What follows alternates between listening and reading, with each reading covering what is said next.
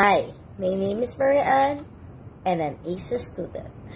Nag-start ako sa ICSA noong October. Nag-take ako ng course na Computer Secretarial kasi related siya sa current position ko.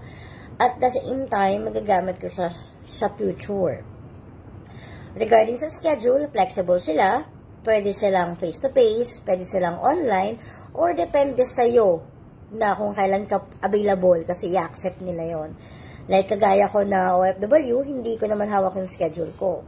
Actually, nag-stop ako for a month dahil nagbakasyon ako. Then, pinayagan lang ako ni Ma'am Susan na i-continue yung course ko after ng vacation ko. Regarding dun sa fees, reasonable siya. Tsaka, worth it siya actually. Pwede kang matuto ng Excel, PowerPoint, Word. Di kang matuto makakagawa ng sarili mong CV, cover letter, matutunan mo yung importance ng computer, shortcut keys, ang dami actually. And meron silang libro na pwede mong makaguide sa'yo at meron teacher din na mag-guide sa'yo doon.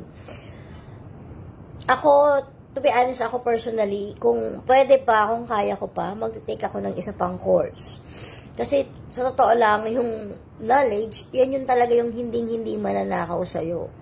Sa tulong ng ICSA, may pagkakataon ka pa. Pwede ka pang magka-diploma, pwede ka pang magka-certificate, pwede pa.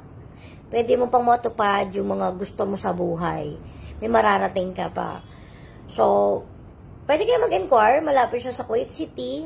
Located siya sa Panasonic Building, 8th floor. Pag mag-inquire ka, magre-reply naman sila agad-agad sa'yo. And then, ang daming course na available dun. Hindi lang ComSec. Yan lang. Bye!